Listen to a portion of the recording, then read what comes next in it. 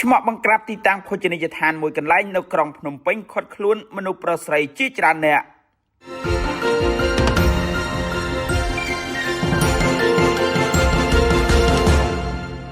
ទីតាំងភោជនីយដ្ឋានមួយកន្លែងនៅទីក្រុងភ្នំពេញសង្ស័យមានបង្កប់សេវាកម្មខុសច្បាប់ត្រូវបានកម្លាំងនគរបាលជំនាញឆ្មក់ចូលបង្ក្រាបដោយខត់ខ្លួនបានមនុស្សប្រុសស្រីជាច្រើនអ្នកកាលពីម៉ោង 10 យប់ថ្ងៃទី23 ខែមេសាឆ្នាំ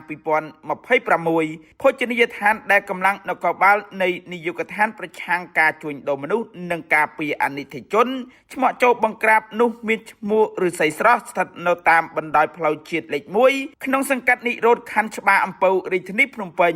ហេតុការណ៍បង្ក្រាបនេះបានបង្កឲ្យមានការភ្ញាក់ផ្អើលដល់អ្នកធ្វើដំណើរនិងប្រជាពលរដ្ឋដែលរស់នៅជុំវិញទីតាំងនោះយ៉ាងខ្លាំងគណៈមន្ត្រីសមត្ថកិច្ចអះអាងថាទីតាំងនោះសង្ស័យមានបង្កប់សេវាកម្មខុសច្បាប់ហើយកម្លាំងជំនាញបានឃាត់ម្ចាស់ទីតាំងនិងបុគ្គលិកនារី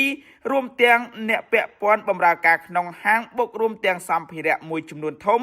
យកទៅសួរនាំជាបណ្ដោះអាសន្នសមត្ថកិច្ចបានបញ្ជូនមនុស្សប្រុសស្រីទាំងនោះទៅអគ្គស្នងការដ្ឋាននគរបាលជាតិដើម្បីសួរនាំនិងបន្តតាមនីតិវិធីតាមផ្លូវច្បាប់